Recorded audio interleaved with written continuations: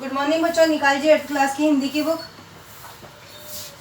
5th lesson complete हो गया है। 6 वाला लेसन है भगवान के डाकिए। भगवान के डाकिए कौन होते हैं?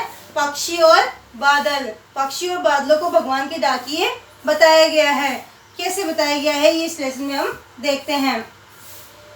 देखिए पहले तो कुछ शब्दार्थ है तो आप उसके अर्थ लिख लीजिए। जैसे है इसमें बाचते। बाचते का अर्थ है पढ़ते।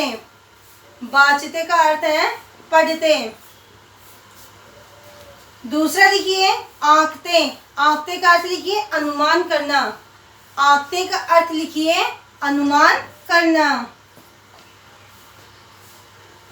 तीसरा देखिए सौरभ। सौरभ का अर्थ लिखिए सुगंध। सौरभ का अर्थ देखिए सुगंध। पांखों। पांख के नाम से तो आपको पता लग गया होगा क्या है? पंख। पंखों का अर्थ लिखिए पंख। तो ये कुछ शब्द थे जो मैंने आपको उनके अर्थ लिखवा दिए हैं। देखिए लेसन पक्षी और बादल ये भगवान के डाकिए हैं जो एक महादेश से दूसरे महादेश को जाते हैं। पक्षी और बादल क्या है? भगवान के डाकिए हैं। मतलब भगवान का जो संदेश इस धरती में पहुंचाते हैं वो कौन है? पक्षी और बादल।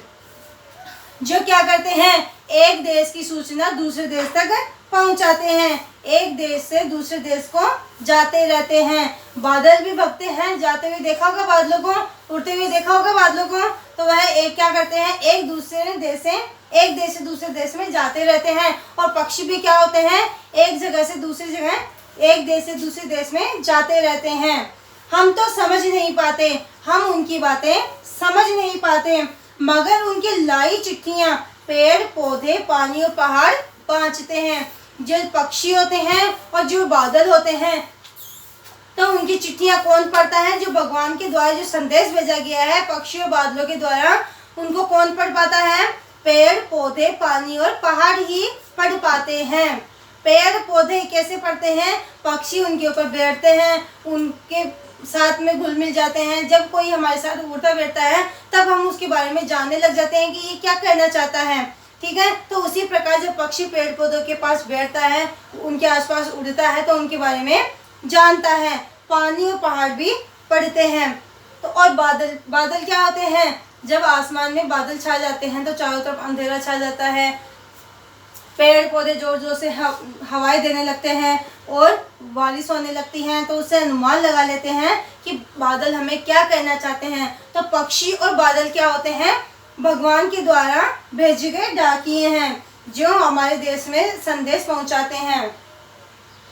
हम तो केवल यह आंकते हैं कि एक देश की धरती दूसरे देश को सुगंध भेजती है, और मनुष्य तो क्या करता है? केवल अनुमान लगा सकता है कि हाँ आज बादल हो रखे हैं, शायद बारिश हो सकती है। हम अनुमान कर सकते हैं कि हाँ बारिश होने वाली है। हाँ ठंडी हवाएं चल रही है, तेज हवाएं चल रही है, आंधी आ सकती है, तूफान आ सकता है, और बादल छा जाते हैं तो उससे बारिश हो सकती है। और पक्षी जब चहचहाते हैं तो पक्षियों की आवाज़ पेड़ पौधे पहचान लेते हैं कि पक्षी हमें क्या कहना चाहते हैं। बादल जब गरजते हैं उनकी आवाज़ पानी पेड़ पौधे पहचान लेते हैं। तो उसी प्रकार हम अनुमान लगा सकते हैं कि हाँ बारिश हो सकती है, और हो सकता है वो हो या ना हो, लेकिन हम अनुमान के तौर पर बता सकते हैं कि हाँ बारिश हो सकती है।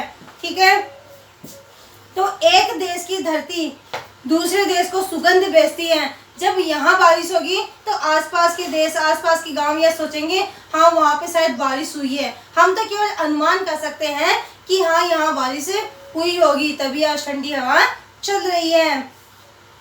और वह सौरभ हवा में तैरते हुए पक्षियों की पंखों पर तिरता है। और जो हवाएं तेज चलती हैं, जब बारिश होती है और जब बादलों की गर्जनाएं होती हैं, उस समय पक्षी चहचहाते हैं और उनकी हवाओं में तैरते हुए पक्षी क्या होते हैं? उन बादलों में जब गर्जना करते हैं, जोर से बोलते हैं, जब पेड़ पौधों से हवाएं तेज चलती हैं तब पक्षियों पे क्या होती हैं? सुगंधित हवाएं उनके ऊपर तैरती रहती है। पक्षियों के पंखों के ऊपर क्या करती है? वह सुगंधित हवाएं तैरती रहती हैं जो एक देश से दूसरे देश में पहुंचाती हैं। जो सुगंध वह फैलाती हुई चलती रहती है और एक देश का भाप दूसरे देश में पानी बनकर गिरता है। हम क्या सोचते हैं कि यहाँ पर बादल बन रहे हैं, हो सकता है यहाँ पर अत्यधिक सफाई हो, पेड़ पौधे ज़्यादा हों, तो यहाँ की भाप बनकर दूसरे देश में वर्षा करते हैं। दूसरे देश में यदि बारिश होगी तो यहाँ के लिए बोला जाएगा, यहाँ यदि बारिश होगी तो हम कहेंगे शायद उस साइड में पेड़ पौधे अधिक है तो उनसे भाप बन रही है और भाप बनकर यहाँ पर वर्षा हो रही है। ठीक है, तो इस प्रकार से हम तो केवल अनुमान कर सकते हैं पक्षी और बादल क्या कहना चाहते हैं, हम तो अनुमान कर सकते हैं, लेकिन इनकी भाषा कौन समझता है, इनके बारे में कौन समझ सकता है? पेड़ पौधे, पानी और पहाड़ समझ सकते हैं, वही इनके बारे में पढ़ सकते हैं। ये थे भगवान के भेजे गए डाकिये, कौन? पक्षी और बादल। यह है रामधारी सिंह दिनकर के द्वारा लिखी गई। इसके बाद इसके क्वेश्चन आंसर, इसकी बात हम कल करेंगे। Thank you.